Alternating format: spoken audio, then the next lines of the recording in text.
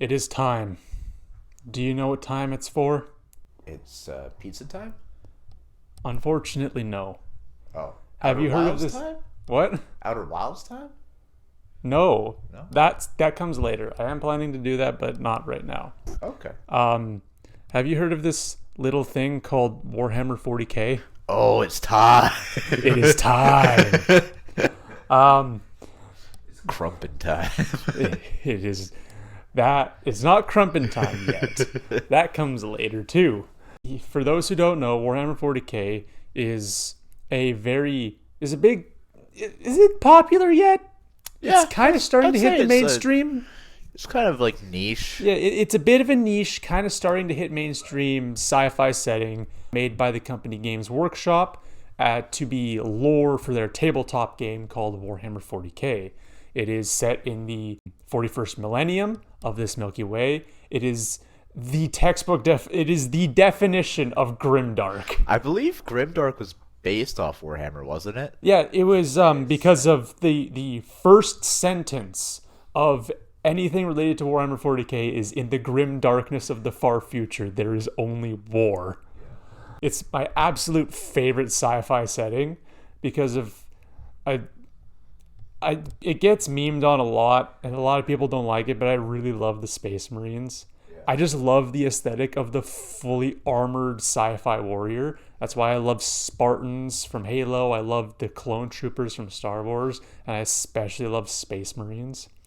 So to start off my foray into the universe of Warhammer 40K, I thought there would be nothing better than to explain the history of the Warhammer 40K universe. This is going to be a long video. It's going to be a little long. I'm going to try and be as quick as I can be. I don't want this to be like 7 hours. Me either. Yeah, so I'm going to go as quick as I can. I'm going to skip over a lot of things, very skim the surface of them so that I can just speed on through it. Yeah, and then you can unchain me and I can go home. Yes. So it's going to be a mix of actual lore accurate stuff and memes. Okay. Because I honestly learned Warhammer 40K through the memes. Oh yeah, I started. And also looting. Loot, yeah. Major kill. Major kill. So, without further,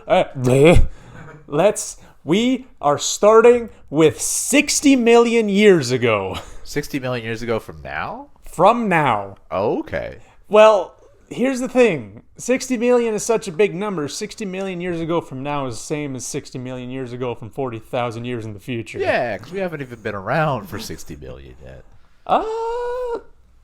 Have we? Maybe. I think it's like 20 million? Anywho, 60 million years ago. Court's still out on that one. Yeah.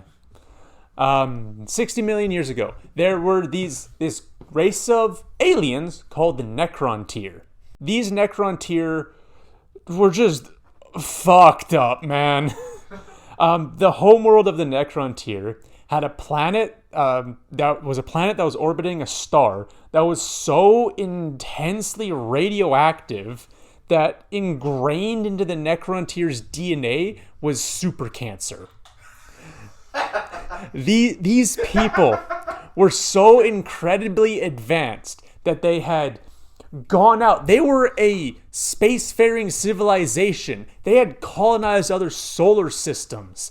They had invented technology people could only dream of, and yet they couldn't, for the life of them, cure this form of cancer because their homeworld was so goddamn irradiated that ingrained in their DNA is just a kill switch when they hit 35 years old. It was 60 million years ago. There was a planet of only League players, and it was so toxic that they all had super cancer. It's just my League teammates. Carry. So these Necrontyr find this other group of extremely advanced aliens. These are called the Old Ones. Now the Old Ones are super advanced. And the Necrontyr noticed that the Old Ones were immortal. So the Necrontyr pleaded, begged the Old Ones to give them the secret to immortality so they could finally beat this cancer their race has been plagued with since the start of time. And the Old Ones said, "Get fucked." Skill issue. So the Necrontyr didn't take too kindly to that. And so the leader of the Necrontyr, this is this absolute Chad called the Silent King. And he decided to go to war with the Old Ones. Quietly. And then they got their asses handed to them. I mean, it's probably pretty hard to kill the immortal Old Ones. Also considering that the immortal Old Ones created several hundreds of incredibly powerful races. Like these guys specialized in genetic treatment and making species the way they wanted the species to be. Yeah. So the Necrontyr didn't fare too well. To be fair to the Silent King, his people weren't very united, and he thought that this war with the Old Ones would unite his people under one Necrontyr empire. Didn't really work. But eventually the Necrontyr find these star gods called the Catan. And the Catan also hate the Old Ones. And so the Catan and the Necrontyr get talking. They're like, "I hate the Old Ones. I also hate the Old Ones. Let's team up and kick their asses." Okay. And the Catan went to the Silent King and was like, "Hey, by the way, you want to be immortal?" And he was like, "Hell yeah, I do." The Catan was like, "Great, walk through this door." Oh. And so they built these things called soul furnaces on every Necrontyr empire. And what happened was that Catan deceived the Necrons. And as the Necrontyr walked into these soul furnaces, their bodies were turned to living metal and their souls were consumed by the Catan. And the Catan absolutely fattened on these souls. They slurped an entire species worth of souls and left most of them as mindless automatons. The great suck. God damn it. The nobles got to keep their minds. They were able to remain conscious thinking beings. But everyone else, the peons, the ordinary citizens, all became soulless husks, mindless, shambling automatons that did nothing but follow their master's orders. However, with these new immortal bodies, and with the Catan at their side, the Necrontyr marched against the Old Ones. In this incredibly bloody war called the War in Heaven, the Necron... Oh yeah, by the way, I forgot to mention this. The Necrontyr, after becoming this living metal, the living metal is called necrodermis, by the way. They are now the full-fledged Necrons. Yeah, I was wondering, because, like, I knew about the Necrons, the, like, Egyptian-looking kind of... Egyptian-themed like, Terminators. Yeah, and they're called the Necrons, and you're talking about the Necrontyr. I'm like, yeah. So the gotta be a Catan connection. turned the Necrontyr into Necrons by turning them into living metal robots with no souls. On the side of the Old Ones had several very advanced races that they had cultivated over the years. Two notably of which are the Eldari and the Krork. The Eldari are incredibly psychic races. Yeah. I should explain psychers. So in Warhammer 40K, there's two dimensions. There's material space, which is the real world, the galaxy that we know it, and then there's the warp. The warp is called the Sea of Souls. It's basically like a intertwined dimension with real space that reflects emotions, and it's where souls go when people die. everything, like, immaterial is in there. And certain individuals called psychers can tap into this warp to use supernatural powers, which can range from seeing the future to seeing different parts of the world as they are right now to shooting lightning out of your dick.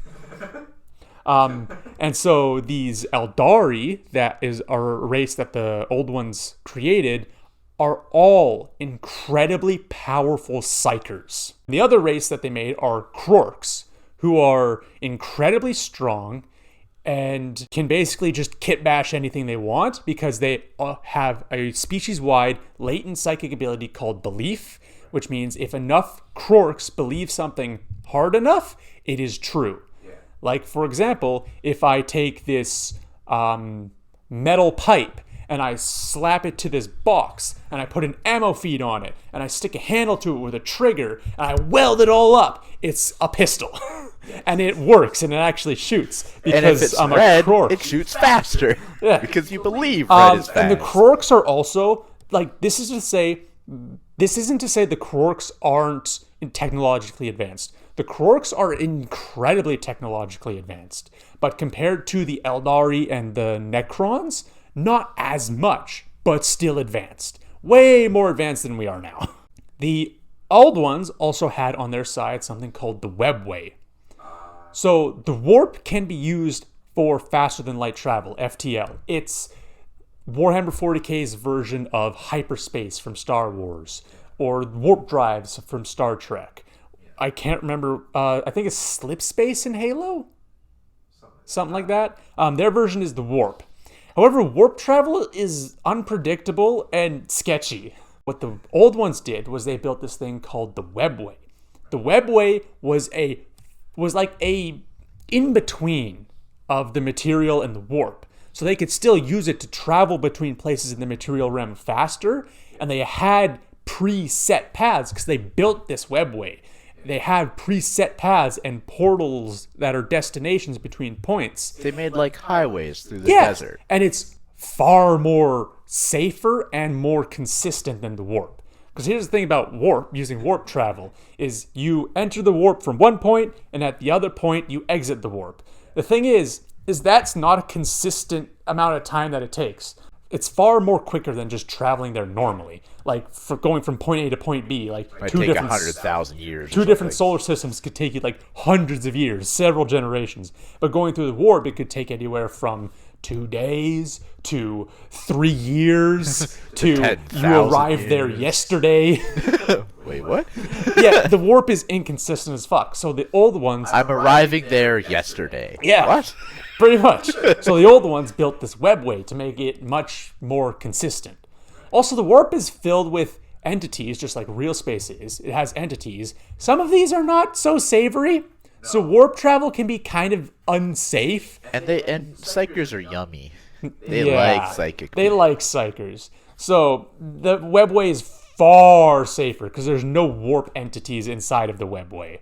So it's the old ones and their psychic races plus the Webway versus the Catan and their Necrons. This is a massively bloody war. Like, incredibly bloody. So many died. Of the like hundreds of races that the old ones brought with them that they cultivated for years, the only ones left after the war in heaven were the Eldari and the Krork. All of the old ones were killed, just straight up extinction, wiped out by the Necrons, the Catan. So basically, after they had killed all the old ones, they got good. The Necrons were like, cool, now what? And the Silent King realized, we have now accomplished what we did, but at what cost?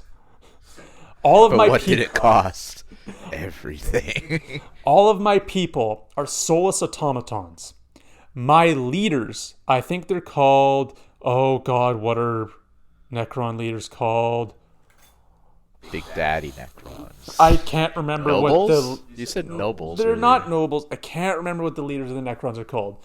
But the Silent King is like, all of my leaders are fighting amongst each other. Fuck it. One last hurrah, and then we're going to sleep. So the Necrons, in a split second, turn on the Catan. And they absolutely body the Catan. Good. So here's the thing about the Catan. They are star gods. They cannot be killed. But they can be shattered. So what the Necrons did is they shattered the Catan and sealed them away inside of vaults. They're like vaults from Borderlands, but I can't remember what they're actually called. So they seal them away and use the Catan as weapons. Yeah, Shard of Catan. Yeah, Catan There's shards. There's like They use their gods like Pokemon. They use a lot of things like Pokemon. And now that their two biggest enemies, the old ones and the Catan, are destroyed, they realize we are massively fucked up, like incredibly weak. And we got the Eldari and the Krork banging on our doorstep. We're gonna construct these tomb worlds and just go the fuck to sleep. So We're done with the real shit. Yeah, the entire Necron Empire went to sleep in these tomb worlds with the purpose of waking up when everything else has long died off. Because they are metal bodies, living metal. They are going to outlast everything. So you might as well sleep through it all. Except for the Silent King. This is the world's greatest depression nap. Yeah. Except for the Silent King, who was really the only depressed guy among the Necrons. He was like, I did this to my people. I can't sleep. I'm going to go on my own exile. And he left the galaxy. He just straight up left. And so... Later, nerds. And so the galaxy was left to the Eldari and the Krork. Now, this war involved some very psychic races. It involved them dying a lot. And so you can imagine there's a lot of negative emotions rolling around from these psychically enhanced races. Not to mention the Eldari experience emotions 10 times greater than humans do. So all of these tumultuous emotions and just like people with ADHD.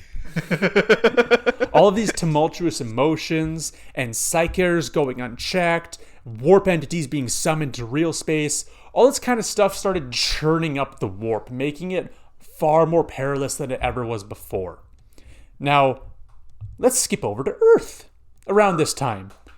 Little dirt planet. On Earth, there are these proto-humans.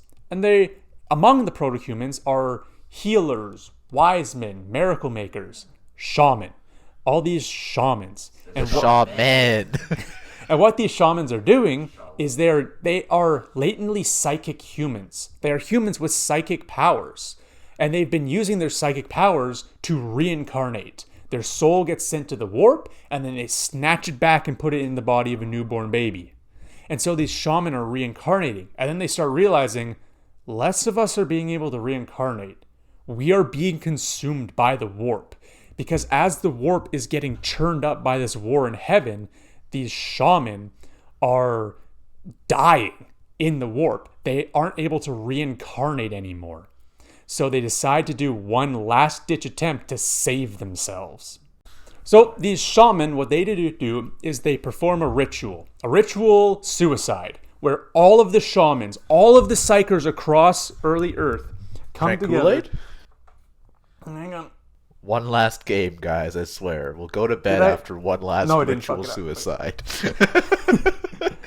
They perform this ritual suicide, and all of their souls clump together into one soul, one incredibly powerful psychic soul.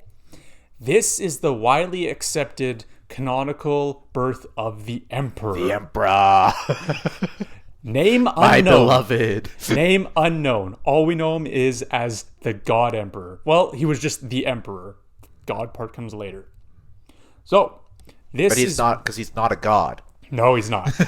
This is where we stand. The Necrons are sleeping. The old ones are dead. The Catan are stuck in Pokeballs. The Eldari and the Krork rule the galaxy. Let's skip ahead to 20,000 years in the future from now. Okay, that's quite a bit, but all right. Yep. We're skipping ahead to nothing really important. We're skipping from 60 million years ago to 20,000 years in the future. 20K. Yep. Well, there's a bit of a vital piece of information in between the gap. Is the Eldari kind of didn't like the Krork. So they did a procedural cull of the Krork to kind of make them stupider, dumber, and weaker. And they ended up that turned them into the orcs. Because of the Eldari, the Krork went from being these Krorks, technologically advanced super soldiers. And they were actually pretty smart. Like they were, Yeah, like they're smarter than humans. yeah. And they made incredibly advanced tech by kit bashing stuff together. I mean, if they I were could incredible. make anything I imagined, Also, the pretty thing advanced. about Krorks is like the more a Krork wins in fighting, the bigger and stronger he gets, and the more Krorks follow his lead. Same thing applies to the Orcs. The biggest one is the boss. Yeah, the biggest one is the boss. So they went from this technological marvel to British soccer fans. Rev up the Bugatti, yeah. Yeah. Come on, England. I love the Orcs though. Oh, they're Anywho, great. so Galaxy, Emperor's born. Eldari and Krork rule the galaxy. Eldari called the Krorks. Eldari rule the galaxy. And so we skip ahead to the year 20,000. Warhammer 40K. Humanity has reached its pinnacle. Humans are a spacefaring civilization. They have incredibly advanced technology. We've got AI. They've created AI to help them with mundane tasks. They are able to use the warp. Humanity has created this thing called the Geller field, which makes warp travel far more safer than it ever was before. They've reached a point of enlightenment where science is king and humanity has conquered the entire galaxy.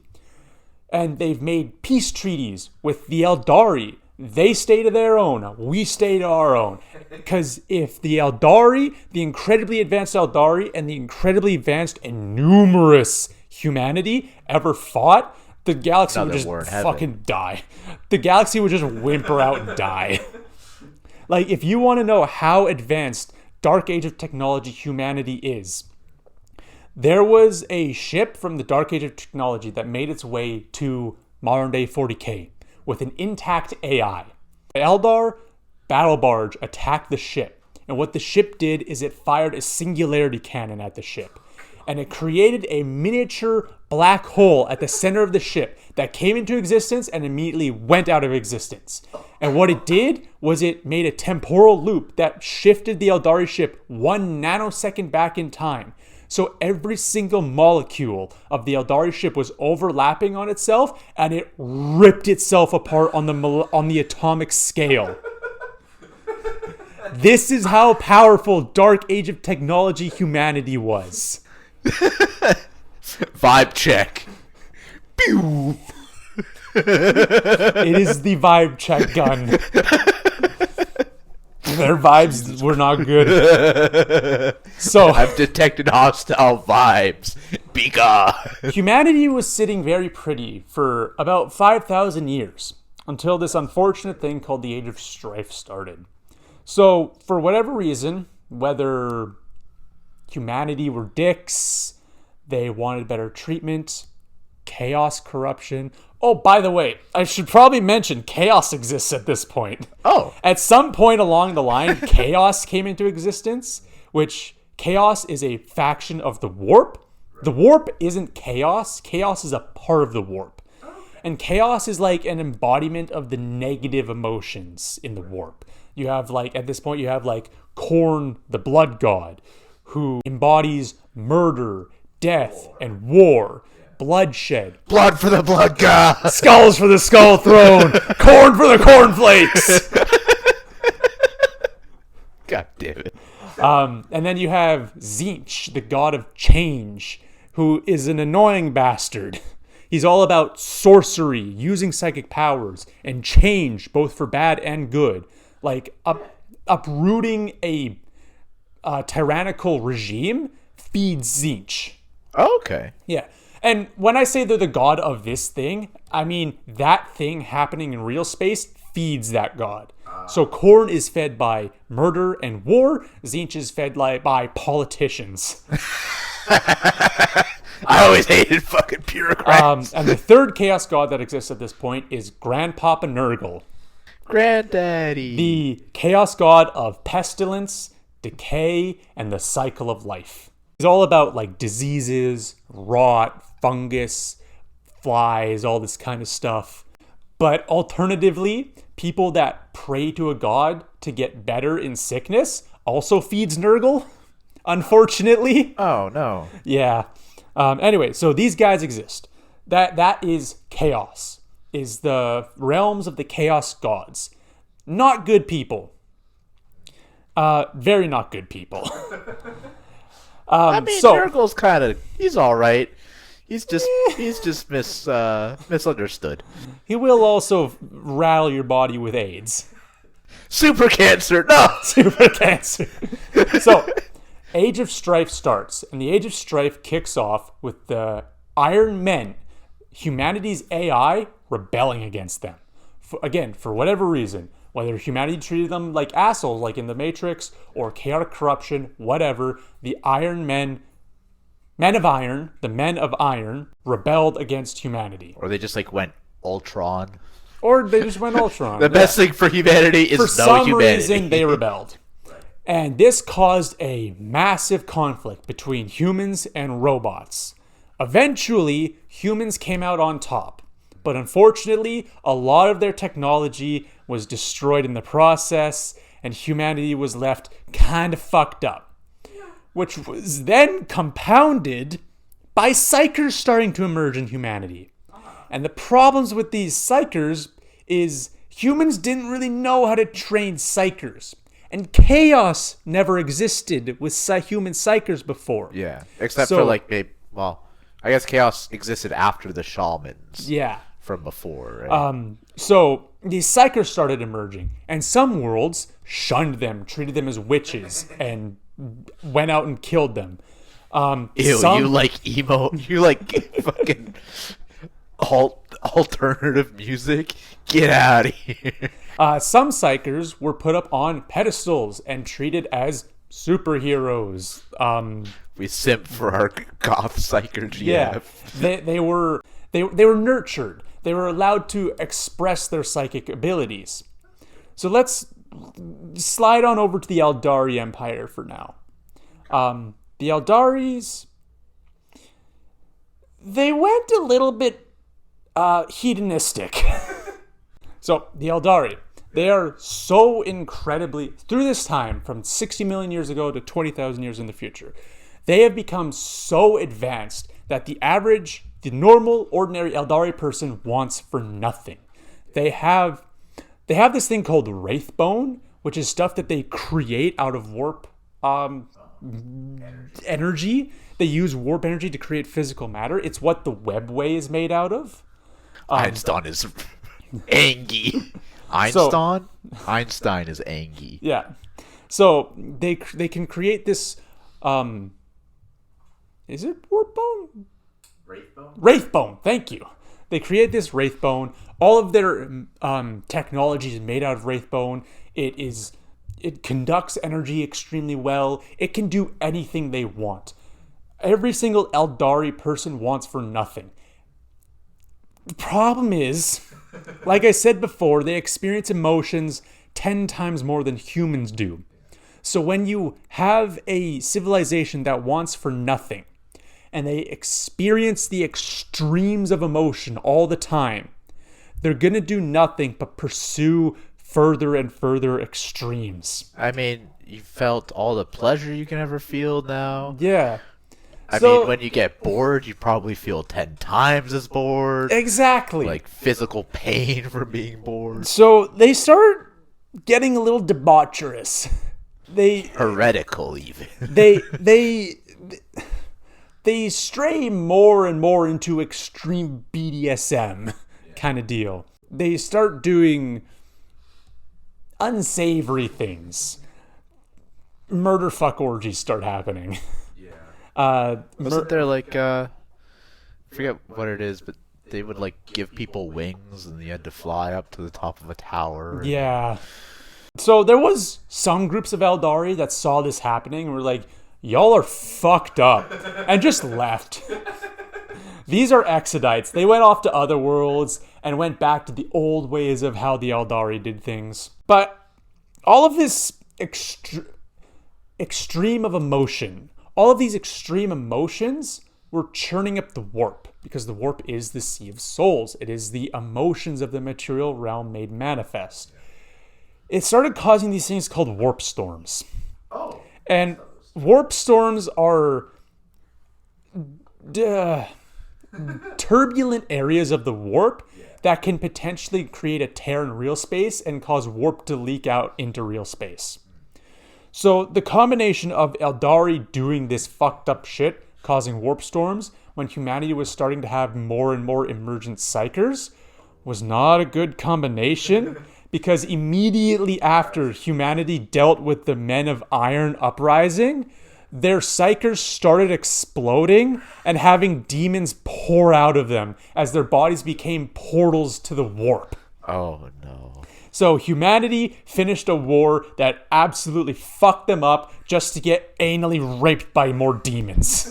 I mean, probably literally. This is the Knowing age. the Eldari. This is the age of strife proper. Warp storms make warp travel nigh impossible, and worlds that had psychers that were allowed to express themselves are being savaged by demons.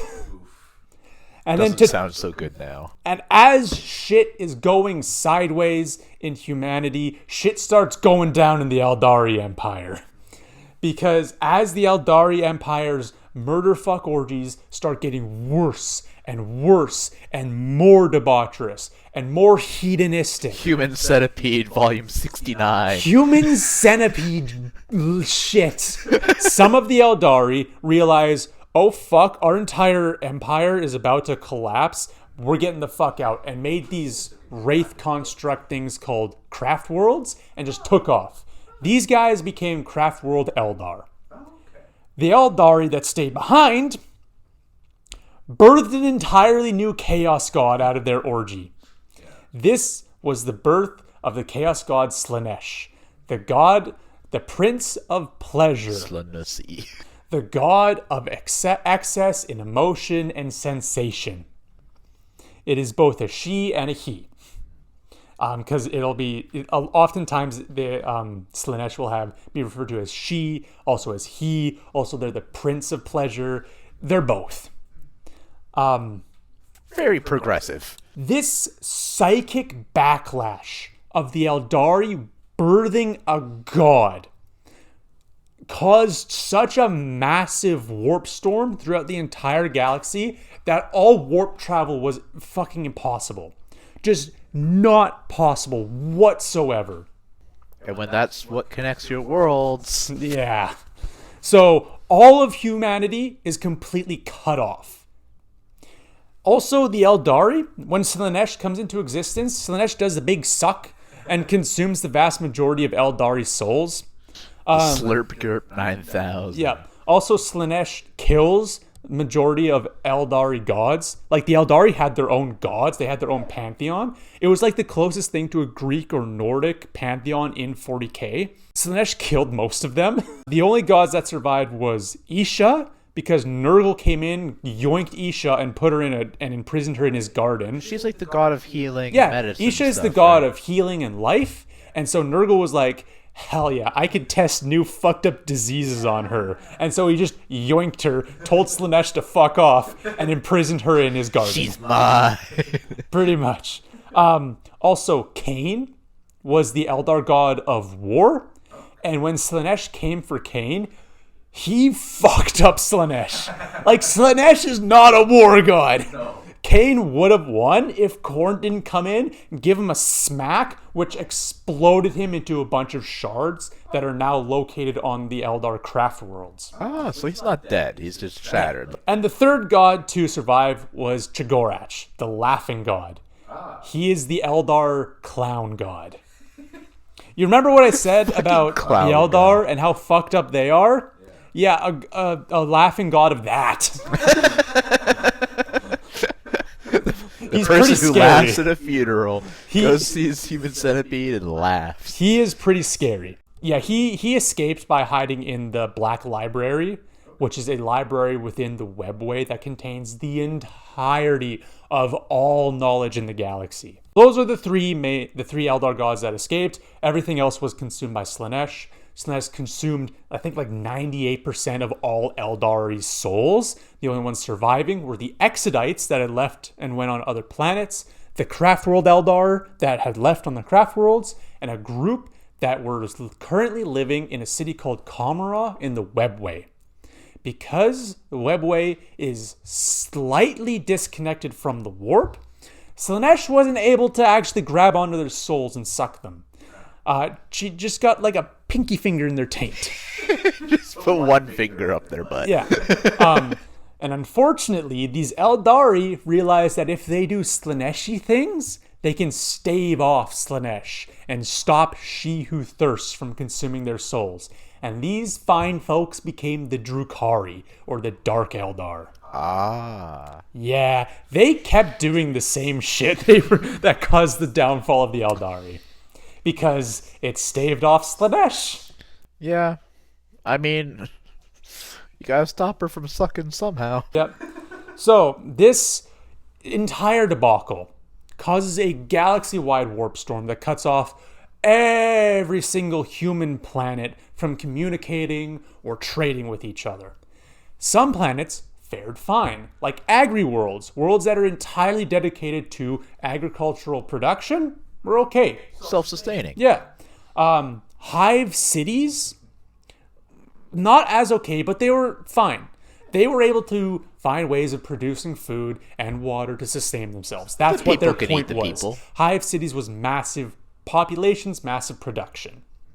Some worlds that fared not as good were Forge worlds, because their entire planet was repurposed into one massive forge, which meant they had no natural resources to speak of. Oof. So they had a bit of a hard time, but they managed. The home world of humanity, Terra, cut off from Terra. Not yet. Oh. Cut off from everything around it. The only places they can reach is sublight travel to the places within their own solar system. Even that's a bit sketchy, though, because of random warp storms popping in and out of reality. Space demons. There is one individual that's situated on Terra that decides, now's about time that I should probably fucking do something. This is the Emperor. Clad in his golden armor, he creates his first batch of super soldiers called the Thunder Warriors. And he sets off on a unification war all around Terra, unifying I should probably say this. It's been about 5,000 years since the Age of Strife started. The Age of Strife lasted from about 25,000 years to 30,000 years.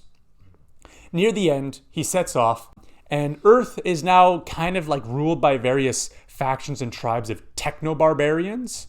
Hell yeah. Yeah. That's sick as hell. It's basically Mad Max. Earth has turned into Mad Max. Okay. So the Emperor sets off with his Thunder Warriors, these superhumans that have been genetically augmented and given incredibly powerful pieces of power armor and incredibly powerful weapons. And he sets off with these Thunder Warriors to go and unite all of the techno-barbarian tribes along Earth, usually by force. My way or the highway. He also fucking hates religion. Like, he burns every single church he finds. There's an entire story of the last church on Earth and how the Emperor finds that church, talks to the last priest on Earth, and then eventually burns down the church. He don't like religion. Science good. Science religion bad. Yeah, he has this thing that he calls the imperial truth. And his imperial truth is that science and truth trumps all. And knowledge is power.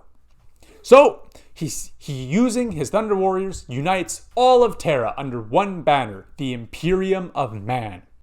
However, unknown to the Thunder Warriors, Big E, the Emperor, I'm going to call him Big E from now on, Big E creates Super Soldier 2 Electric Boogaloo, the Space Marines, the Adeptus Astartes, the poster boys of Warhammer 40K.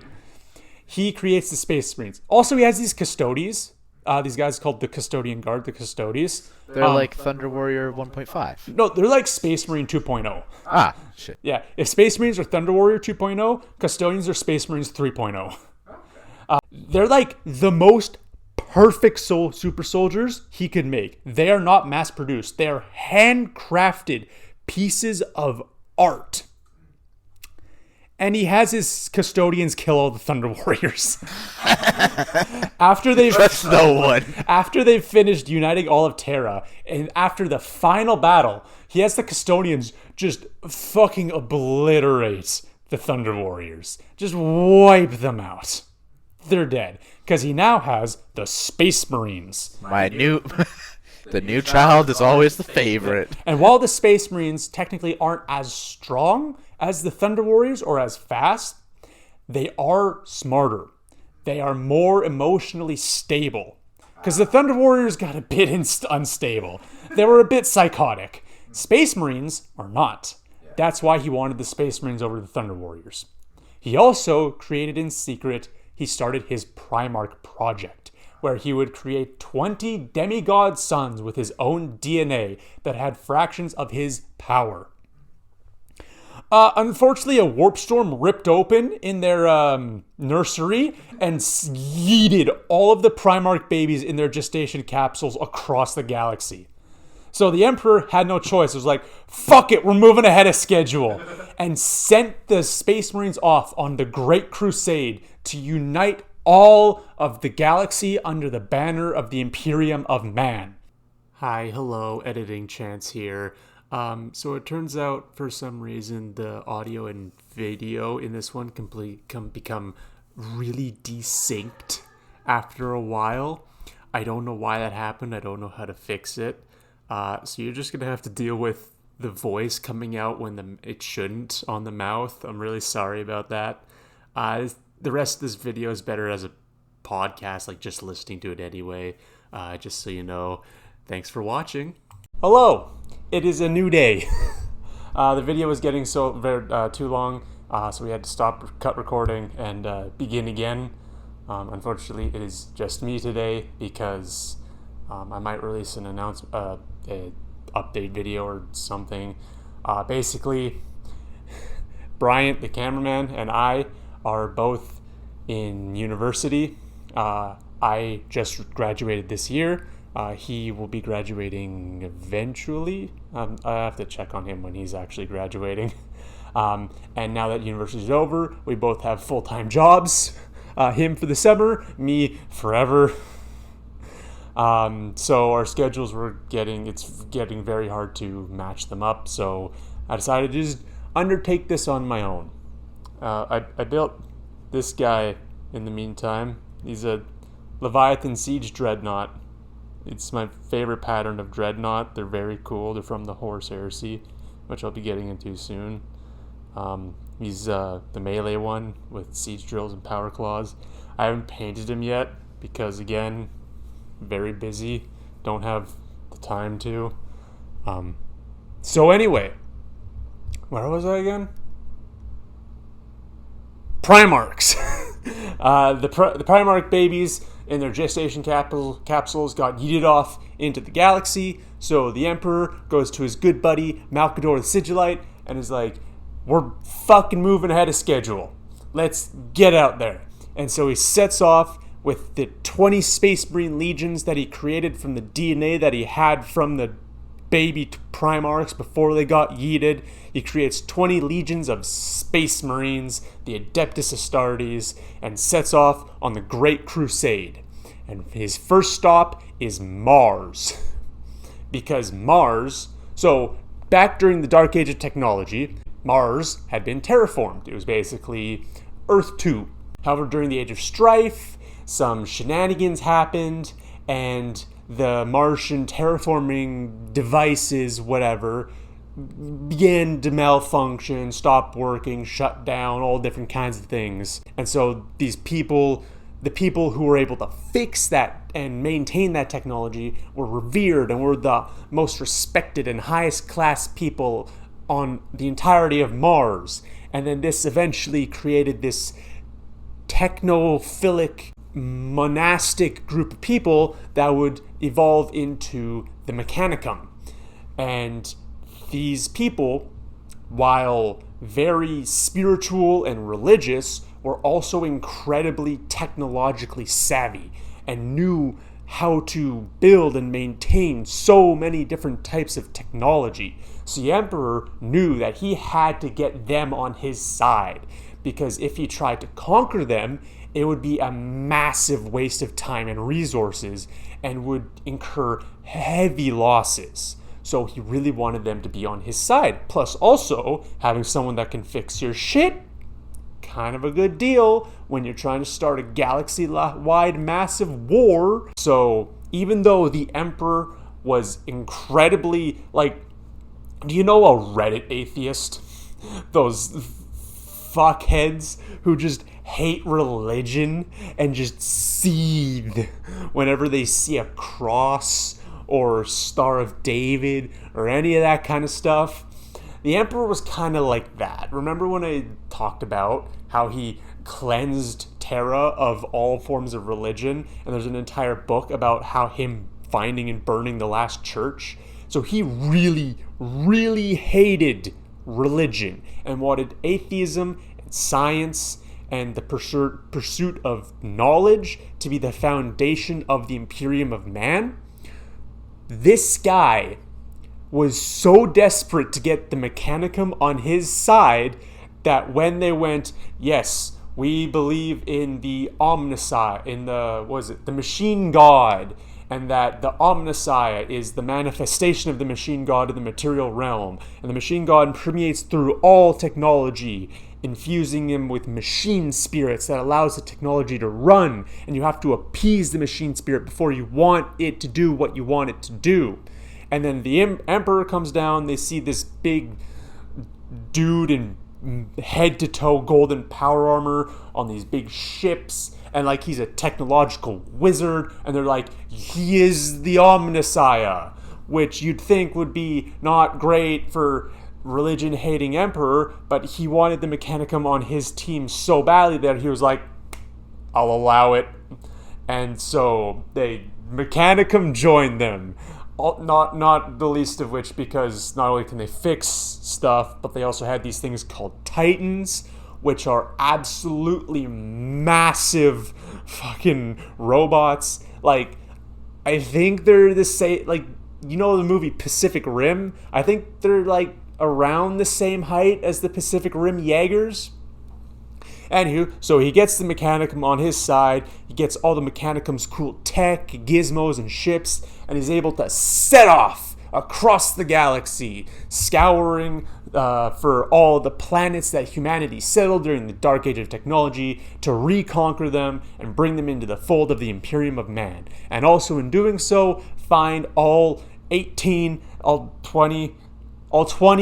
the Primarchs. And so he does that.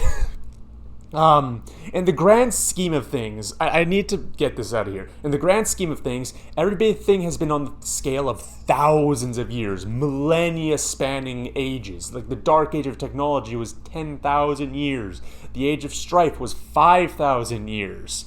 So, the Great Crusade was a few decades. It might have been a few centuries even.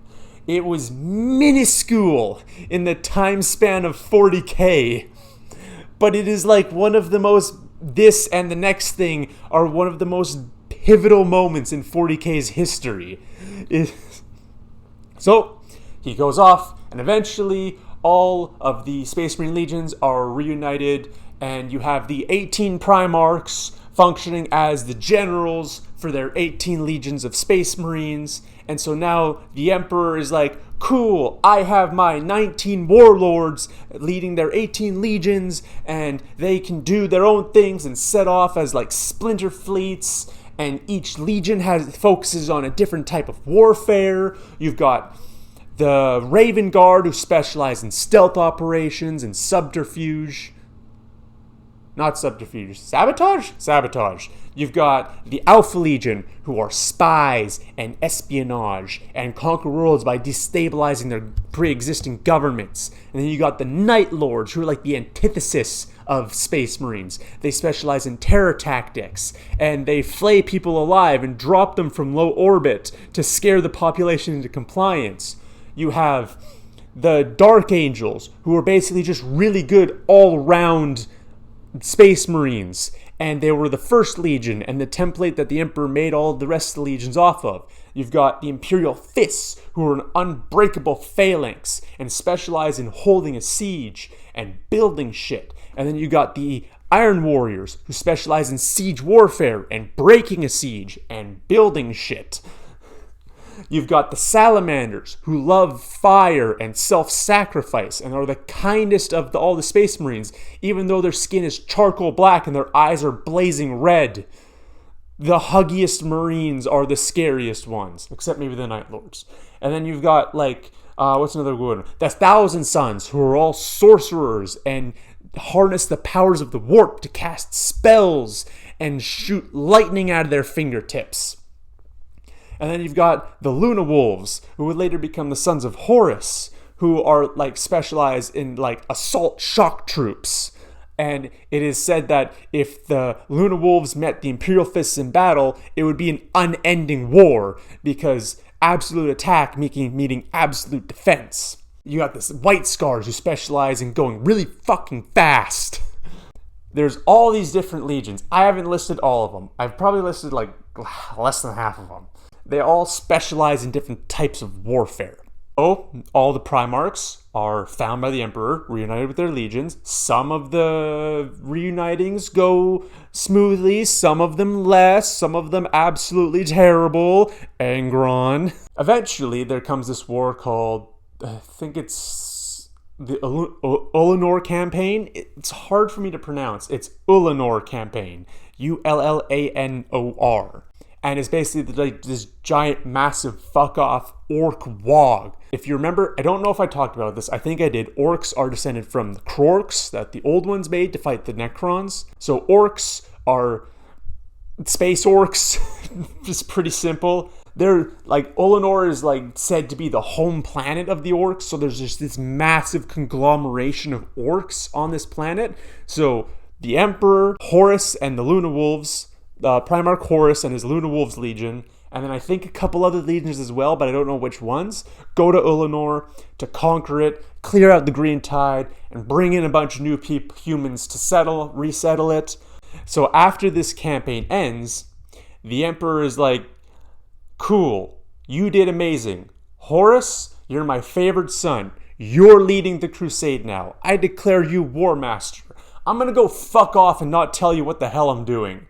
And then the Emperor just dips, leaving Horus in charge of his entire army, all 18 Space Marine legions, and all of the regiments of the Imperial Army that support them, as well as the Imperial Navy and Titan legions. He left Horus with a lot of responsibility just to dip. I want to get this clear. I'm going to do a later video about how the Emperor met all of the Primarchs. You're going to find out that he is just the worst father. And everything that happens after this point could have been completely avoided if he had just talked to his kids that he made.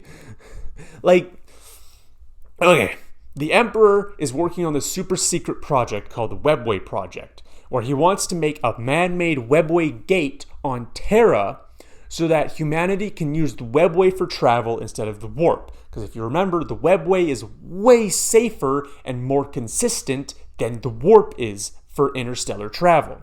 So he wants to build this entrance into the Webway that humanity can use for interstellar travel.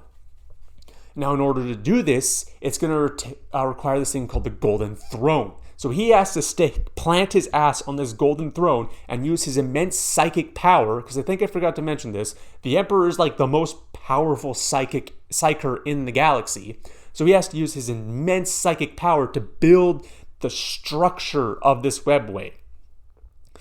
For some reason, he wants to keep this a secret. He doesn't want his Primarchs, his leader, his basically all 18 of his second-in-commands to know about the Webway project. The only other people that know about the Webway project is his best friend Malkador the Sigillite and his custodian guard. Nobody else knows. So when the Primarchs are like, why are you leaving? And the Emperor says, no, I'm not going to fucking tell you. The Primarchs quite reasonably go, what the fuck? What is going on? Why are you doing this? So that starts raising suspicion within the Primarchs. Another thing the Emperor didn't tell them was about chaos and the dangers therein. So none of the Primarchs know about the Emperor and the Imperium of Man's greatest enemy, basically. They don't know about chaos or what to look out for it or how to avoid it. So they end up going to a chaos planet that they don't know is chaos corrupted, and then they end up getting a little bit corrupted. Like the third Primarch, Fulgrim, Primarch of the Emperor's Children. And they went to a Slaaneshi corrupted planet that was the homeworld of the Lair, and after conquering the planet, they went into a Slaanesh temple, and Fulgrim found a blade that was possessed by a Slaanesh demon. He didn't know not to pick the fucking thing up. If the Emperor had just told his sons about chaos, Fulgrim probably wouldn't have fallen to chaos, because he wouldn't have picked up the Slaanesh demon blade that would have later corrupted him.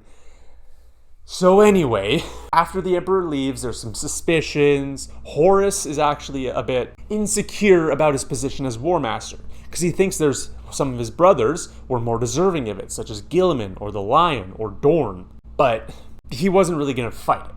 And so after that, his Space Marines also got renamed from the Luna Wolves to the Sons of Horus to honor him becoming the War Master. And then a few decades go on, the Great Crusade continues, until eventually this fucker named Erebus. There's this planet of very advanced humans that are also living with aliens. They're basically like Dark Age of technology level humans. And so the Luna Wolves are sent to this planet to bring them into compliance. And so they're going through negotiations. Horus and his top captains show up unarmored and unarmed. And they're like, we want to negotiate. We want to do this peacefully, because you have some really cool tech that we would like to use. And you also seem like some really cool people. So we don't want to fight you. And then Erebus, that fuckhead, who wasn't even supposed to be there, because he's a chaplain of the Word Bearers, a completely different legion. I think I got this backwards. I should probably talk about the Word Bearers. So the Word Bearers are led by Primarch Lorgar Aurelian. Lorgar was like, nah, I'm getting these visions. There's one God. There's not four, there's one. And his abusive father kind of always gave him shit for it, because his dad, Corferon, was kind of a dick. But eventually the Emperor shows up, and Lorgar was like, holy shit, I was right. There's one God, and he's standing before me. And the Emperor goes, cringe. You're fucking cringe. Gods aren't real. Now go fight my wars. And Lorgar gets his legion, who were originally the Emperor's heralds, and he renamed them to be the Word Bearers, because they were supposed to be the heralds of the Emperor's truth, the imperial truth, and he changed them to the Word Bearers. They are bearers of the word of the Emperor's divinity. But Lorgar was kind of shit at being a warmonger, so he was the slowest at bringing planets into compliance, because once they would conquer a planet, he would stay there and rebuild it, which is good, and other Primarchs did. But he spent even longer rebuilding it because he wanted the entire planet to worship the Emperor. So now the Emperor finds out that Lorgar is being slower than a snail. And so he goes to Lorgar to find out why Lorgar is being so goddamn slow. And he realizes it's because Lorgar is trying to convert everyone he finds into believing that the Emperor is a god, which the Emperor fucking hates. So he's like, Lorgar, you fucking bitch, stop doing that. And Lorgar is like, no, you're a god. You're very clearly a god. You're constantly bathed in light. Why wouldn't I want to worship you? And so the Emperor takes Guilliman and his Ultramarines, who are the biggest legion, to Lorgar's favorite planet, his favorite city on his favorite planet called Monarchia, and burns it to the fucking ground. And forces all of the word bearers to kneel, psychically castrates them and forces them to kneel and watch as Monarchia burns to the ground. And then he slaps Lorgar and tells him to stop worshiping gods. Gods are cringe. And then he fucks off back to his Webway project. And so Lorgar's kind of like, they're like, Lorgar's the kind of person that needs something to worship. So when this fucker Erebus, who is his head chaplain, comes up to him, is like, hey, I got these cool 4 gods of chaos for you to worship. Lorgar's like, all right, that sounds pretty neat. And then just dives headfirst into chaos worshipping. But he keeps it on the down low, because Lorgar's not stupid. And then eventually this leads to his entire legion being corrupted by chaos and falling into chaos worship, yada yada. Back to Horus's corruption. So Erebus sneaks into this planet that Horus is trying to bring into compliance peacefully. And this planet, the people on this planet know about chaos. And they have a reliquary of like a vault with a whole bunch of chaos artifacts to seal them away so that nobody can be corrupted by them. And what Erebus does is he makes his way into this vault and he steals a chaos knife. And then he takes off. And so these humans are like, go to Horus and like, what the fuck? Why did you steal this chaos knife? You must be with chaos. Are you with chaos? You're with chaos. We kill chaos. And so they started to open fire on Horus and his Ludowolves, who are there unarmored. And as they're running away back to their ship, the Ludowolves are trying to plead with them to stop shooting. They want to do this peacefully. But the humans that they're trying to bring into compliance are like, no, you stole our fucking chaos shit that we were trying to keep safe so nobody would be corrupted. You must be chaos. We have to kill you. Because they wouldn't fucking listen.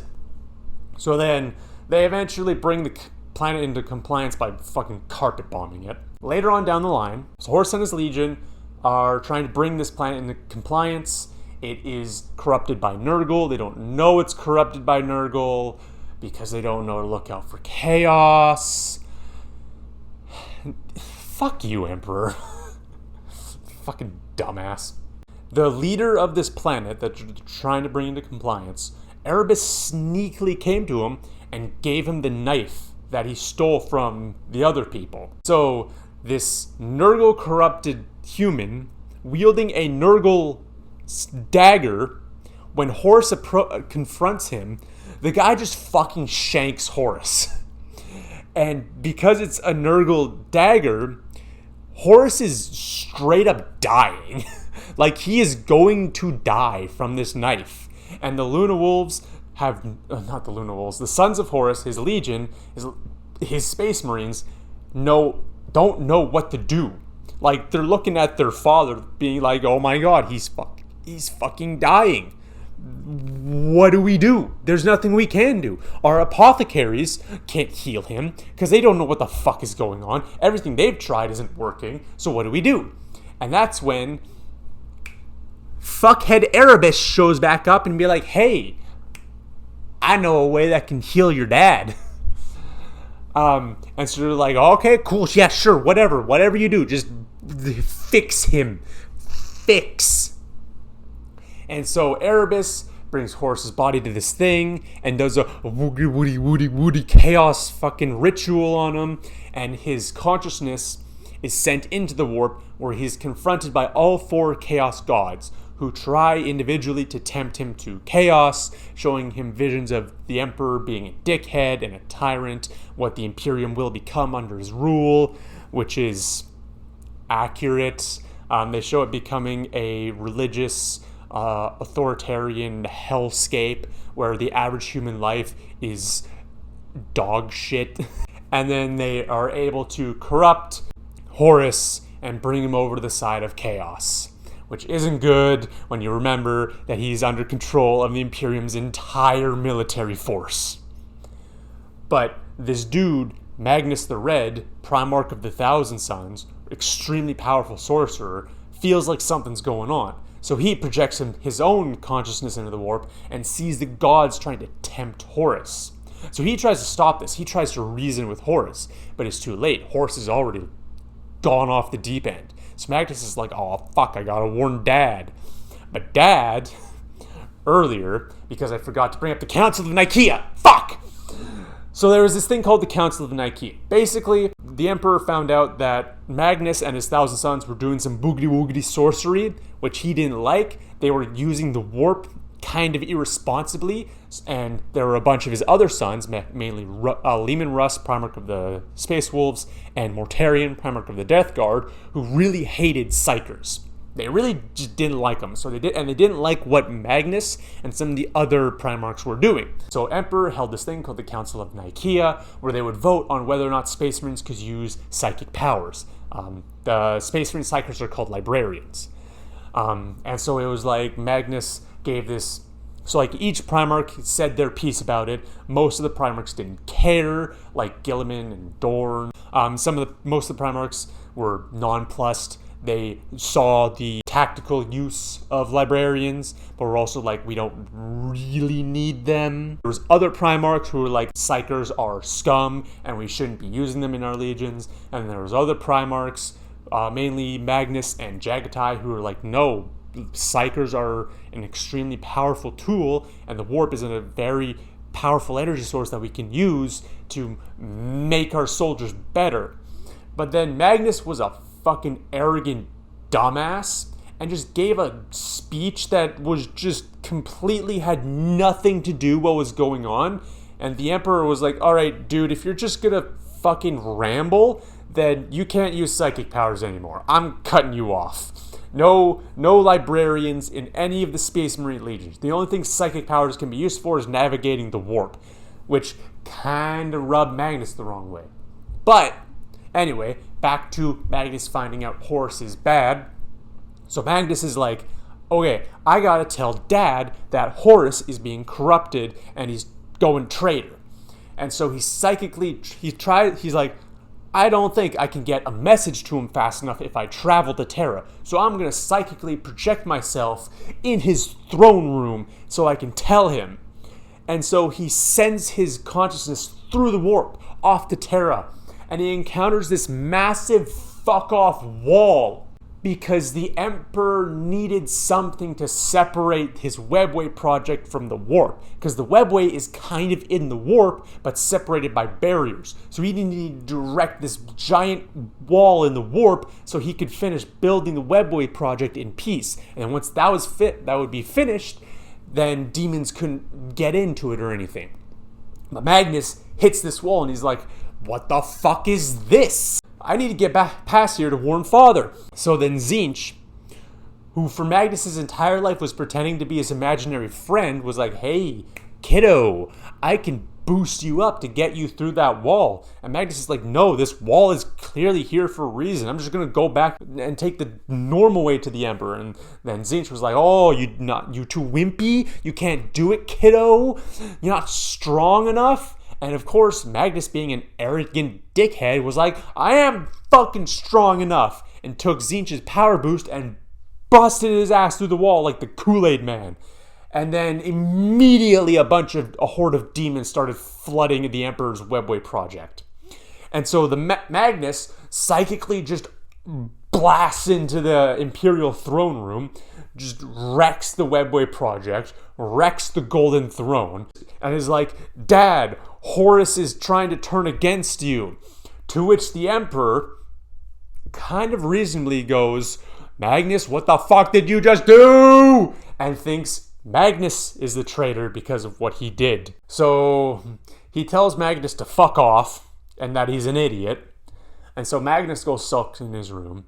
And then the Emperor tells Leman Russ to go get Magnus and bring him to Terra, like arrest him. He specifically tells Russ not to kill him, but to go get Magnus and bring him back to Terra.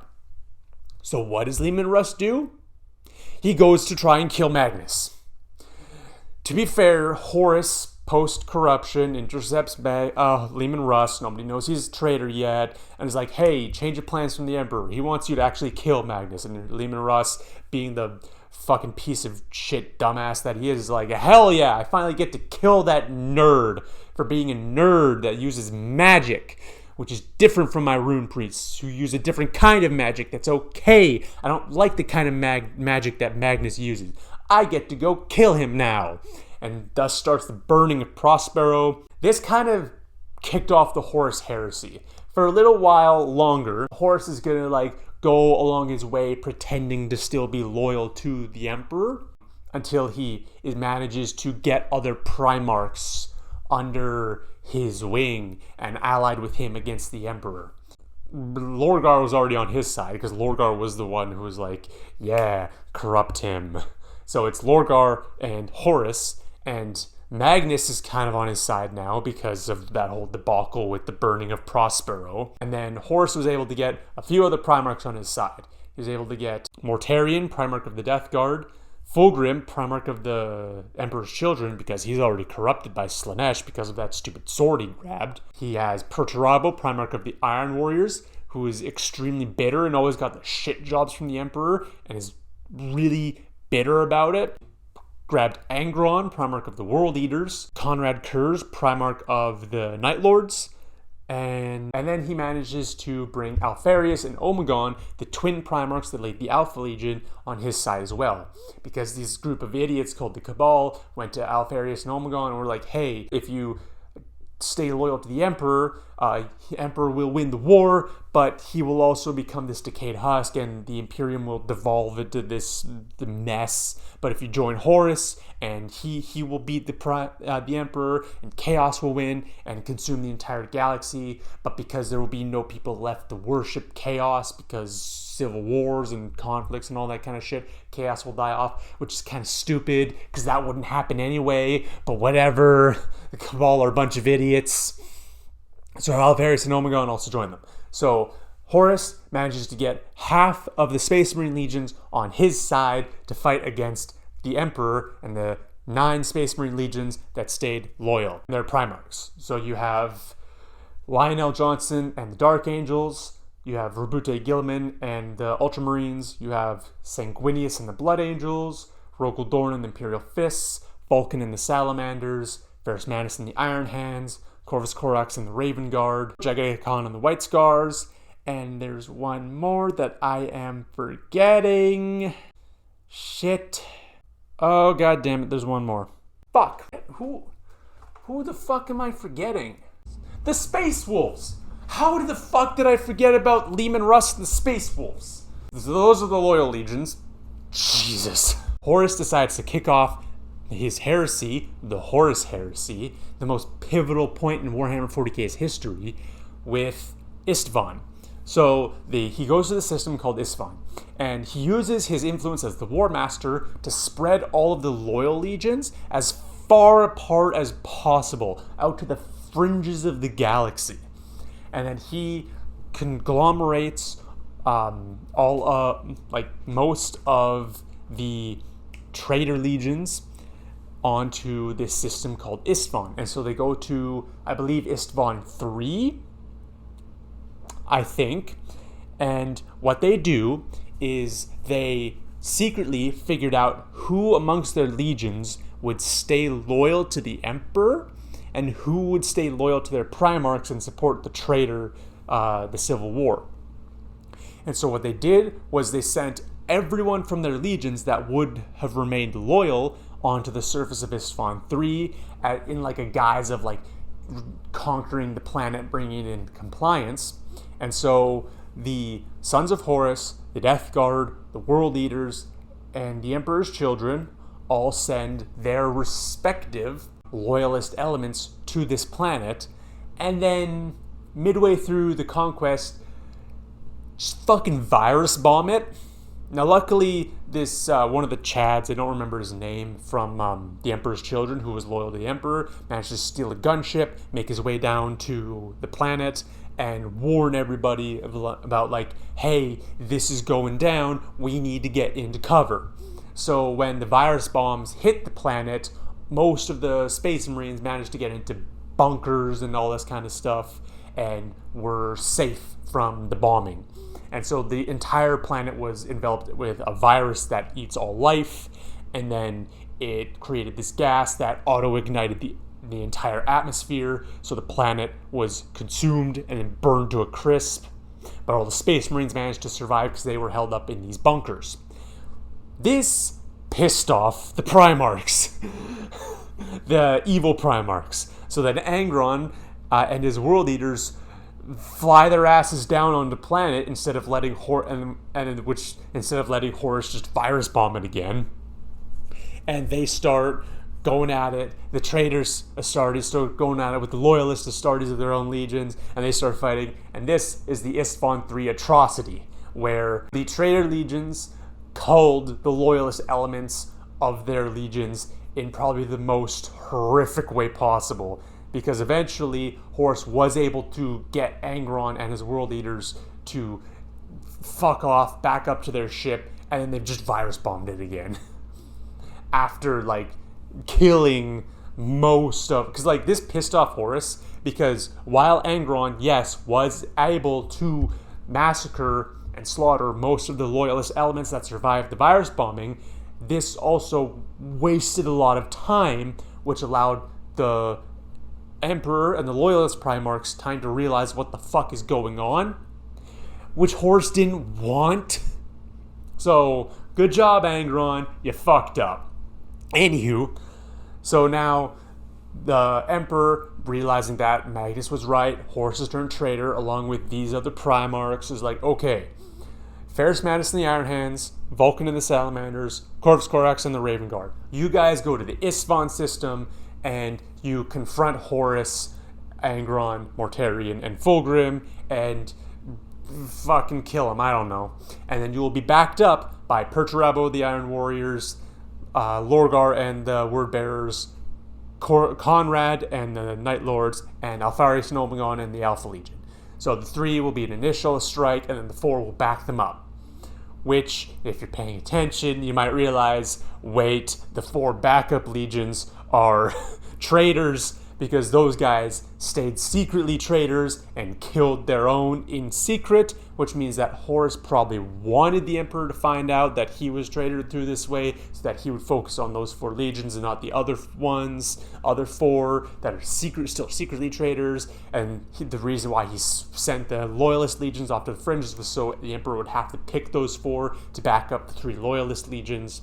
So anyway, the 3 loyalist legions meet the 4 traitor legions on Isstvan IV.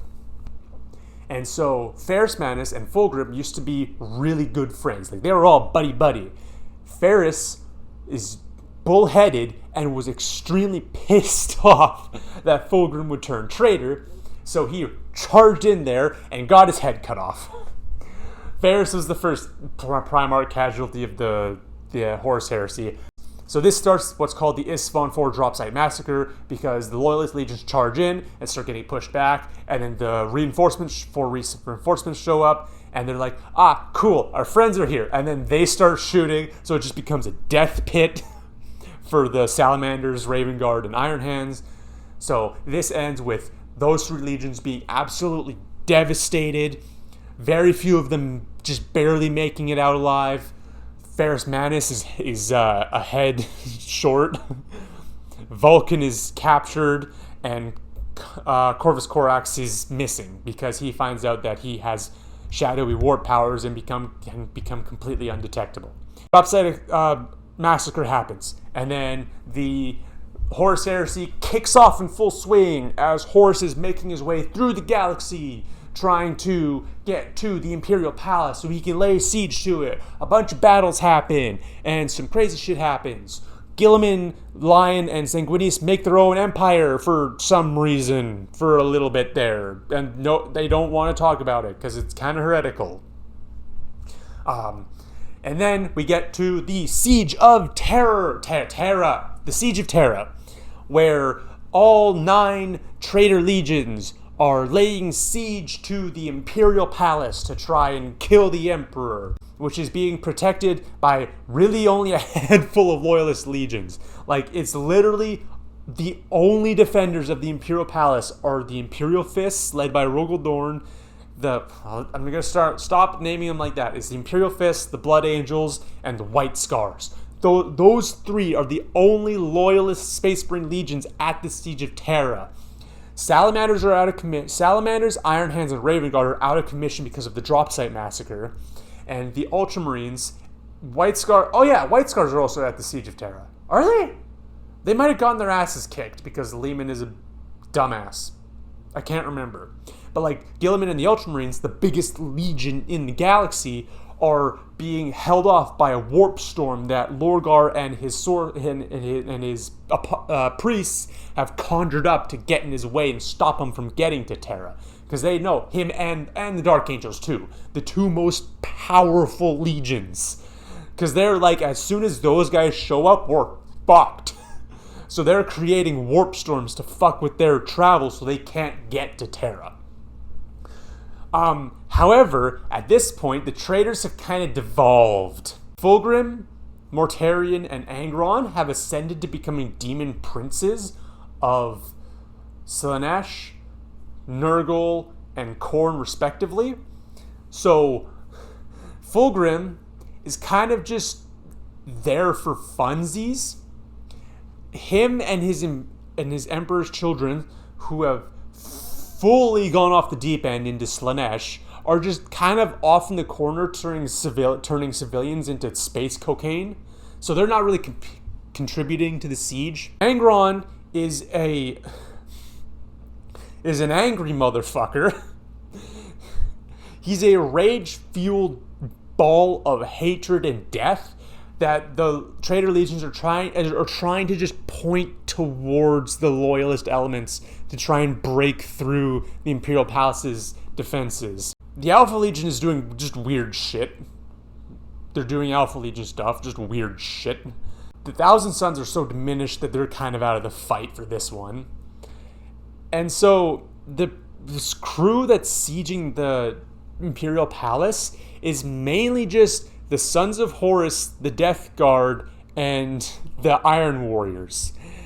The problem is, Perturabo is getting kind of sick of this whole heresy thing because he's surrounded by maniacs and demons. Half of his brothers have lost their minds, the other half are incompetent. And Lorgar tried to stage a coup against Horus, which Horus just bitch slapped him. And so the word bearers aren't present at the siege because they're off doing the warp storms trying to stall the Ultramarines and the Dark Angels. So even though it's 3 legions against basically 7, the loyalists are actually holding them back. But eventually they do break through the Imperial Palace's defenses, and Perturabo is like, I broke Dorn's defenses, because like there's a huge rivalry between Perturabo and Dorn, the Iron Warriors and the Imperial Fists, because the Emperor basically made them to do the same things, and then gave all the good jobs to Dorn and the Fists, and all the shitty jobs to Perturabo and the Iron Warriors. So Perturabo and his Iron Warriors are very bitter about it. So the Emperor got Dorn to build the Imperial Palace. So after Perturabo managed to break through the defenses of the Imperial Palace, he was like, I did what I came here to do. I'm fucking out. You guys suck.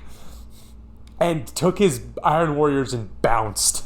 So now it's basically just the Death Guard and the Sons of Horus sieging the Imperial Palace. And Horus is like, okay, fuck. Half of my guys are crazy. The other half are incompetent. The only competent one of the 2 competent Primarchs left.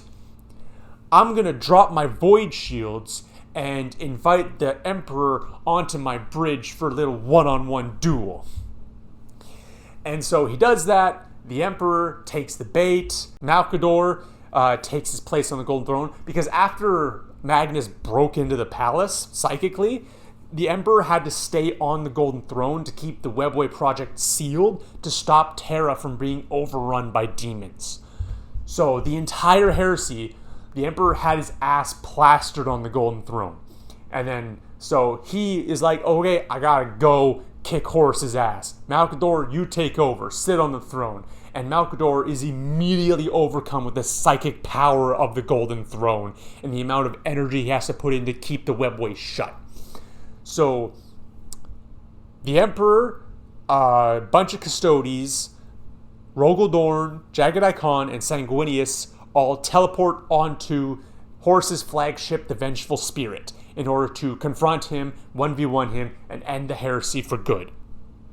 Of course, it's obviously a trap. They all get separated and find their way to the bridge, single file, basically. So Sanguinius, the Primarch of the Blood Angels, he is the glorious Hawk Boy that everybody talks about. He was putting in fucking work during the Siege of Terra. Like, he was fighting greater demons of Khorne. He ripped out Angron's nails, his butcher nails. They're things implanted in his brain that make him even more angry. Banishing him screaming into the warp. He 1v1'd a fucking Titan. And so now he's pretty banged up, beaten, and tired. And so when he gets to Horus, even though Sanguinius is the better fighter, Horus kills Sanguinius because Sanguinius is so tired. And then the next person to show up is the Emperor, who sees Sanguinius' crippled corpse on the ground and a completely chaos-corrupted Horus, who's basically just a meat suit for the 4 Chaos Gods to puppet at this point. And Horus and the Emperor's like, all right, yep, I'm going to kill him. Except for some reason he doesn't, because lore explanation, Horus was his favorite son. He hesitates, he's constantly throughout this fight hesitates to actually land the killing blow on Horus, which allows him to cut off the Emperor's arm, stab out one of his eyes, and just completely fucking mutilate him and kick his ass. The Emperor is like crippled and mutilated, laying on the floor. Horus is about to land the killing blow when this big titanium testicle dude called Alanius Pius, who I choose to believe is some random guardsman, not a custodian, as like it's debated on who actually saved the Emperor's life in this instance. Some people say it's a custodian, some people say it's a space marine. I personally like to believe it was just some random guardsman named Alanius Pius. He gets in the way, and Horus just fucking obliterates him. And seeing this just callous act of disregard for human life, the Emperor's like, okay, fuck, Horus is gone. And then summons the biggest Kamehameha to completely wipe Horus from existence. Physical body, soul, everything. Just erase Horus from any possible facet of existence.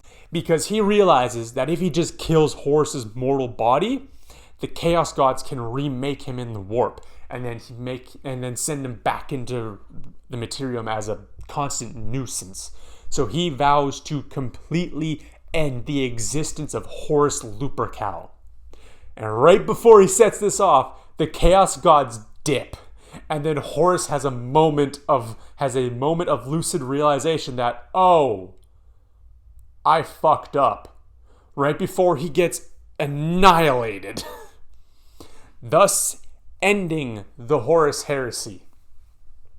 So Jagatai and Dorn show up, find Sanguinius' dead body, the ashes of what's left of Horus, and the Emperor's mangled fucking form.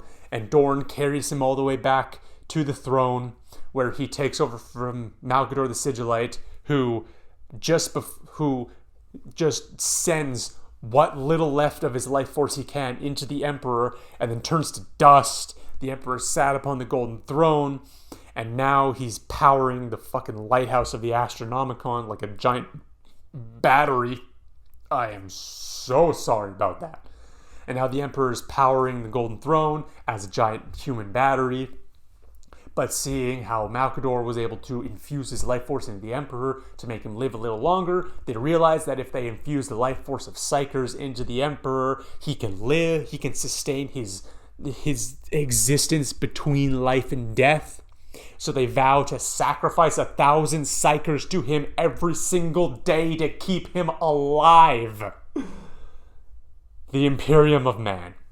So, with the Horus Heresy ended, all of the traitor Space Marine legions skedaddle off to the Eye of Terror to like hide as the Ultramarines and Dark Angels show up on Terra, and then chase them off as they run away to the Eye of Terror.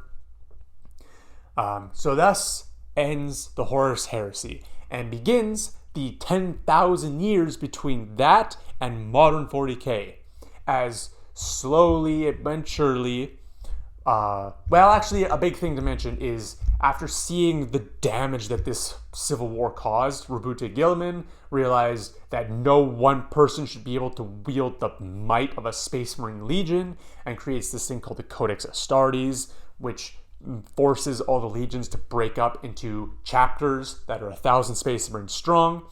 And so they do that. Some Primarchs are resistant, others just let it happen.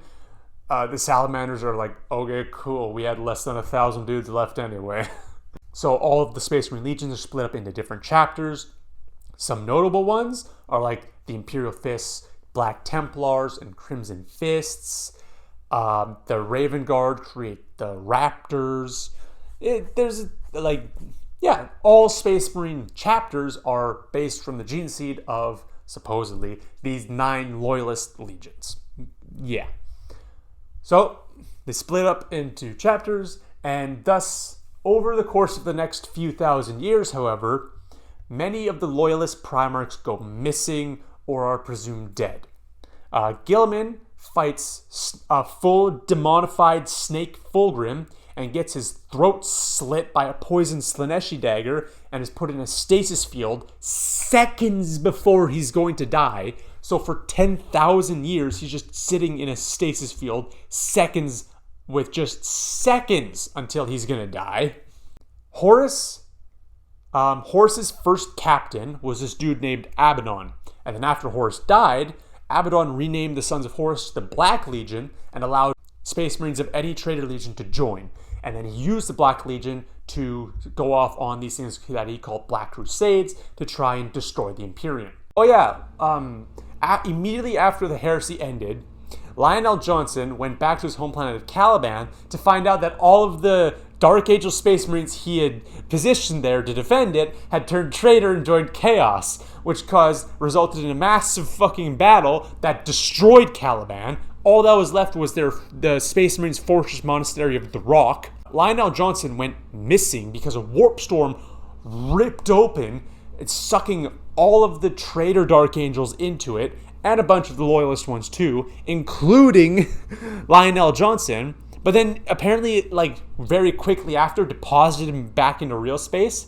And then the Dark Angels have these cool little dudes called the Watchers in the Dark, who are really psychically powerful little dudes. I think they are considered Xenos, but they help the Dark Angels, so they're okay Xenos. Basically, these guys find the Lion and then just bring him to a chamber deep in the rock that nobody knows exists. And he's basically just been having a 10,000 year long power nap. The next 10,000 years go by, various different what are called foundings, where new Space Marine chapters are made. We get the Age of Apostasy, where the Imperium goes from this atheistic science thing to the religious hellscape that it is now. We have Goj Van Dyer, the dude with the most evil name possible, taking over the Imperium, creating the Sisters of Battle, and then the Sisters of Battle find out that he's evil and kill him. My favorite Space Marine founding is the 23rd. It's the Cursed Founding, because you get the Lamenters, and the Minotaurs, and the Carcharodons, and the Black Dragons, who are mostly... So the Lamenters are Blood Angel successors, and they're just the most unlucky motherfuckers you could think of. The Black Dragons are successors of an unknown chapter. We don't know where their gene seed comes from, but their gene seed makes them grow big bone growths that they use as bone swords, and they grow horns, and they look really cool. And then the Carcharodons are also of an unknown successor, and they're basically Space Marine sharks. I love them. And then there's the Minotaurs, who are, again, of an unknown chapter and specialize in killing other space marines. So now we get to modern day war. Oh yeah, something I should mention. Very recently, in terms of 40K, I think it was within like the year, the 39th millennium forward, somewhere along that timeline, the Necrons woke up. So you remember how the Necrons went for a 60 million year long nap in their tomb? Yeah, some Mechanicus dumbass was diddling around with a green and black console that he found on some planet and woke up the Necrons. So Necrons, a bunch of tomb worlds, are being reawoken across the galaxy. It's and they're marching out and they're being like, what the fuck? Who is this? We were supposed to just outlast everything. Why are there still sentient things here? What the fuck is going on? Why is the galaxy split apart? What is happening? Who are these humans? And so most of them just basically want to eradicate all life so that they can be the supreme rulers of the galaxy. There's one that I really love, is Trazen the Infinite, who's just a troll and collects artifacts like they're Pokemon.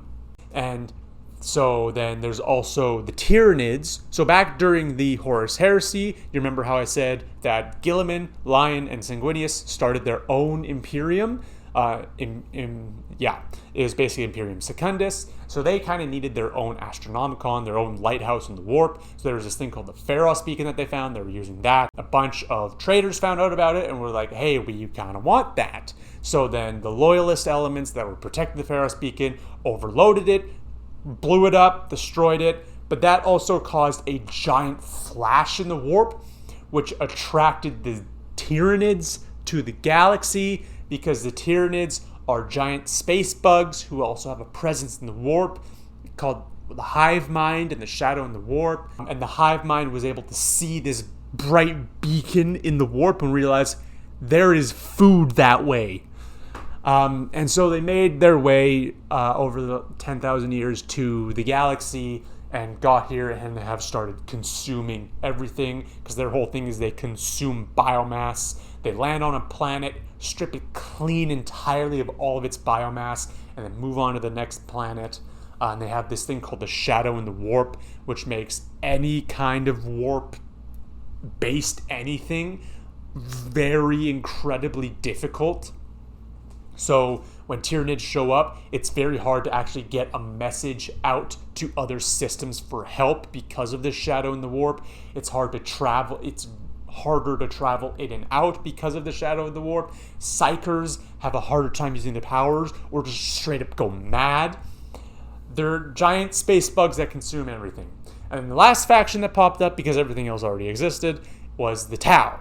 So I think it was like Millennium 35 or 36. An Adeptus Mechanicus exploratory fleet flew by this planet, saw a bunch of green Xenos bonking each other with sticks, still clearly in the Stone Age. They're like, fuck it, we'll just bomb it later, I guess. And then a warp storm happened, cutting them off from the planet, so they're like, well, forget it.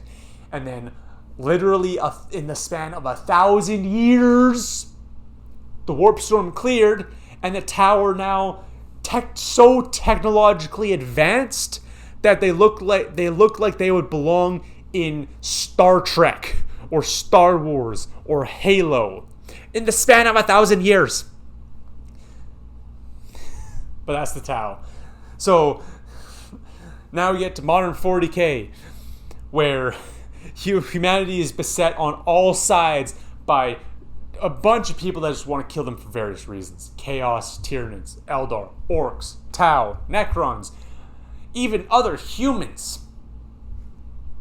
This dude Abaddon goes on his 13th Black Crusade. Yeah, 13. The other 12 weren't incredibly successful. The other 12 had varying levels of success. He found these things called Blackstone Fortresses, which are massive spaceships that are made of a substance called Blackstone, and they're incredibly powerful pieces of weaponry. So on the 13th Black Crusade, there's this planet called Cadia, which is a fortress planet. and it basically sits on the edge of the Eye of Terror and protects and is one of the planets that protects the rest of the galaxy from the forces of chaos that are constantly spilling out of the Eye of Terror. And so Abaddon was like, yeah, that's kind of a thorn in my side. Let's smash it. And so he sets off to try and destroy Cadia. It doesn't work. Various shenanigans, Imperium forces, allying with Eldar, allying with Necrons, they push back Abaddon's and his forces of chaos. It's not really going his way. So Abaddon throws a hissy fit and chucks one of his 2 Blackstone fortresses into the planet, which cracks the crust of Cadia, completely annihilating the planet. Cadia had these things called Blackstone pylons, which were kind of holding the Eye of Terror where it was. With Cadia completely destroyed, this caused a rip to tear through the entire galaxy from one end where the Eye of Terror is to the other, and just split the galaxy in half. This is called the Cicatrix Maledictum. And it means that half of the galaxy can't see the light of the Astronomicon anymore, and is now named Imperial Nihilus. With this dude called Archmagos Belisarius Call, who is a high-ranking member in the Adeptus Mechanicus, formerly the Mechanicum, he and some Eldar, this Eldar lady called Yvraine, comes up to him and is like, hey, so I'm trying to revive my god of death to kill Slaanesh. Do you think we could kill one of your Primarchs, the one that we know exists, Rabute Gilliman, because he's sitting in a stasis field on Macragge for people to see? Could we kill him and then resurrect him so you guys have one of your demigods back and he can fight back against chaos with us? Kind of, paraphrasing. And he's like, yeah, sure. So call the Yvraine and her Ynnari, who are a subfaction of the Eldari, go to Macragge, which is being invaded by chaos, because of course it is. They go to where Rabute Gilliman is, with the permission of the chapter master, Marnius Calgar, and Calgar is like, alright, the fuck are you gonna do? And they're like, we're gonna resurrect your Primarch. And he's like, alright. So they just turn off the stasis field and let him die. Rabute Gilliman is dead. Which, quite rightfully, ticks off Calgar and the other space ultramarines. And then Yvraine uses dumbass fucking elf space magic to resurrect him, and Gilliman is back. The Imperium has one of their Primarchs back, the Primarch of the Ultramarines, Rabute Gilliman.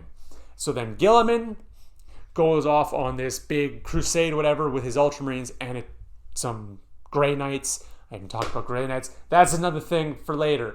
Malcador, one of the last things he did was make the Inquisition and the Grey Knights. Inquisition goes off, finds heresy and other shit within the Imperium. Grey Knights are space marines that are dedicated to fight and specialized for fighting demons and other chaos stuff. So Rabute Gilliman, his Ultramarines, and the Grey Knights head off to go to Terra to talk to the Emperor. And then once they get to Terra, Gilliman talks to the Emperor, gets his new mission, and then he goes to Call, and he's like, hey, buddy, remember that project I gave you 10,000 years ago? Yeah, how's that going? And Call's like, hey, and releases some 10,000 new Primaris Space Marines who have even more gene seeds, organs than previous Space Marines, and are stronger, taller, tougher, and just generally better than previous Space Marines, which a lot of people don't really like, but I don't find much problem with it, because what the Emperor managed to accomplish was he made 9 organs to turn a human into a Space Marine, and this was over the span of a few years. It took Belisarius Call 10,000 years to make 3 new organs and slightly better Space Marines, so it's not really a problem that I don't really find a problem with that. Gilliman takes all of these Primaris Space Marines and sets off on this thing called the Indominus Crusade to try and free up as many planets as he can from chaos incursions, as one does. This goes on. he does this thing, sends the Primaris off to their various legions, gives every single chapter the means to make Primaris Space Marines. So now every single chapter is reinforced with Primaris Space Marines, and has started just making Primaris Space Marines instead of the original Firstborn Space Marines is what they're called. And then he becomes the regent of the Imperium. He's basically the new leader of the Imperium instead of a bunch of old, crotchety, corrupt political dudes who Gilman then just kills off because there's this thing called the Imperial Assassinorum, and they're basically under the control of the Lords of Terra, who run the Imperium before Gilliman. They tried to... So it's really funny, though, because the Lords of Terra didn't like Gilliman coming back and taking control because he was taking power away from them. So they tried to use the Imperial Assassins to assassinate Gilliman, and they brought the Minotaur chapter, who I mentioned earlier, is basically the Lords of Terra's lapdog chapter of Space Marines. So they brought them to Terra to try and intimidate Gilliman and fight against the custodians and the Imperial fists that are there. And it's really funny because the leader of the Assassinorum was already on Gilliman's side and was just pretending to send out assassins to assassinate Gilliman. And then Gilliman gave the order, and all at the same time that the High Lords gave the order, and all of the assassins just fucking murked the High Lords of Terra, and Gilliman replaced them with people that he trusted. Get fucked, losers. So thus marched the new era of the Imperium. With Gilliman returned, things are looking slightly better. Chaos got a huge win, but the Imperium is kind of coming back from it. And then this whole thing happened with these things called the Arcs of Omen. Now, I'm not really sure what the Arcs of Omen are, but there's this really cool dude called Vashtor the Archifane, who is basically a warp entity who runs this thing called the Soul Forge, which he takes demons from any god and then turns them and then makes them more powerful and sends them back out with just he makes some kind of agreement with them. I don't remember what it is. So this guy, Vashtor, goes to Abaddon and is like, hey, I want to become a Chaos God. In order to do that, I need to find the Arcs of Omen. Will you help me? And Abaddon is like, why the fuck would I do that? And Vashtor's like, I can fix all your shit and make it better. And Abaddon's like, cool. So they set off to find Arcs of Omen, which conveniently every single other faction happens to have an Arc of Omen near them. There's a bunch of them on Imperial planets. There's one on a Tau controlled planet. It's just so that the Chaos, the Black Legion, has to fight every single faction out there. The Tyranids are consuming a planet that has one. You get it. One of these is on a little thing called the Rock, which is the fortress monastery of the Dark Angels. So Vashtor and Abaddon and his Black Legion lay siege to the Rock to try and get this Arc of Omen. Yeah, the Lion wakes up. You remember how I said the Lion was taking a 10,000 year long power nap? Yeah, well, he woke up. And then so those Dark Angels that had turned traitor by the end of the Horse Heresy, that caused the fighting on Caliban, planet broke apart, warp storm, they got sucked in. Yeah, they were this stain on the Dark Angels' reputation that they called the Fallen. They really hated them, and they hunted them down with a passion to make them repent, and then they would kill them. And if they didn't repent, they would kill them anyway. So they really wanted to hunt down all of the Fallen and keep them as much of a secret as possible so that nobody would think that they were traitors themselves. And then the Lion, almost antithetical to that, once he woke up, started just searching around for all of these fallen Dark Angels, and then if they would join him, they would become the redeemed and join his army. And if they wouldn't join him, he'd kill them. Simple. But yeah, so they would become the redeemed. And so the Lion, at some point, so I love this because the first place the lion went wasn't the Rock. He went to Baal, the home planet of the Blood Angels. And he got Dante, the chapter master of the Blood Angels, and a bunch of Blood Angels to come with him, and then he went to the Rock. And so Azrael, the chapter master of the Dark Angels, because I should probably mention, I'm saying chapter masters. Chapter masters are the leaders of Space Marine chapters. Simple. They're the highest level of command for a chapter. So, Azrael, the chapter master of the Dark Angels, sees all of these Blood Angels ships show up.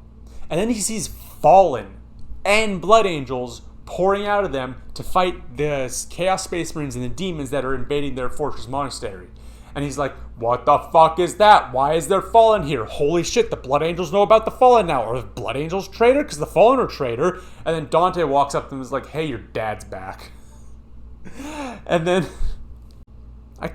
was this on the Rock? Because the lion ends up fighting Angron.